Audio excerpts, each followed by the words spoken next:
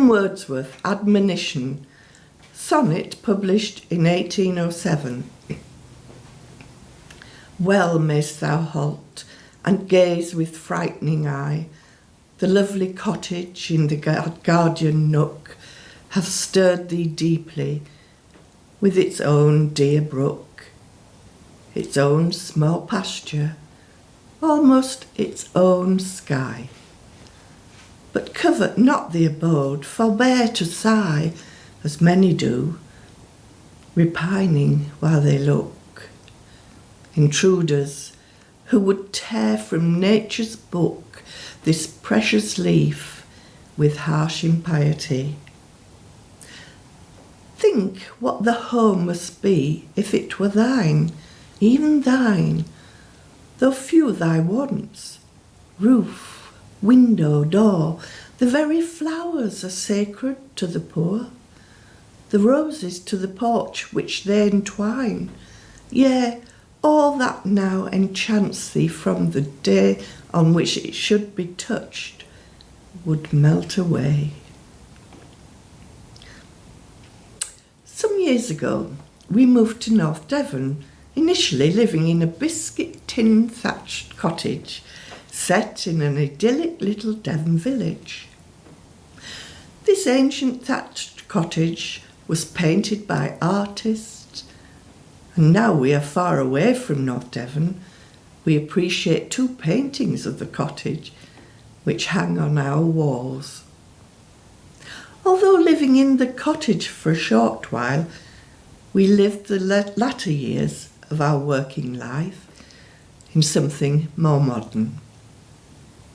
How many times have we been on holiday and been one of those who Wordsworth could have been thinking of over 200 years ago when he wrote this sonnet? Never had we dreamed of living in such a place. However, we were repaid richly for our envy on the first week we were there. Our grown family descended on us by invitation, even though the cottage was small and could well have housed a large family in times past. What fun we anticipated! No sooner had they begun to arrive than there was a great shaking and the old lead pipes in the kitchen burst. Having no water for several days, the whole family had to trail over to the public car park toilet, which had some washing facilities. That was but the beginning of our problems.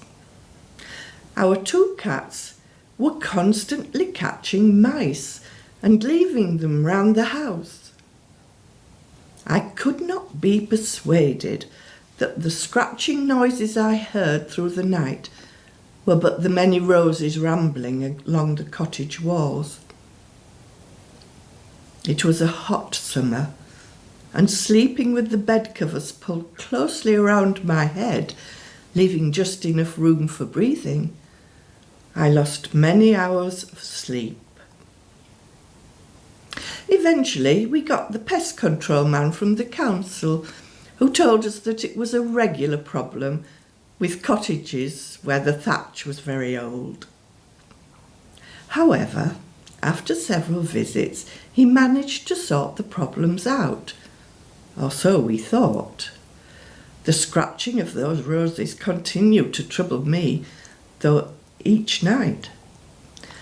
When we came to move the stored boxes along the wall of our bedroom, whilst waiting until we found a permanent North Devon home, it became clear that the man from the council had not dealt with all of the resident rodents. As we lifted the boxes to take them to our new home, the bottoms fell out, and we discovered, after all, that the mice had continued with their midnight feasts. As the years went by, the housing problems became acute in the southwest, as affordable housing for the inhabitants was brought bought by second home buyers who came from the cities, purchasing the small cottages, often developing them to their taste. The facades may retain a picture postcard image, but interiors no longer have lead piping or reflect the true interior of what the old cottage had been. It is true that the poor old cottage's value has now risen. But what is value, and to who? Could this be a reflection of a yearning for perfection, but a perfection that is in image only, superficial with little thought to the underlying dangers of envy, which leaves locals unable to find affordable homes? Perhaps the admonishment of Wordsworth's poem all these years later is as relevant now as it was then.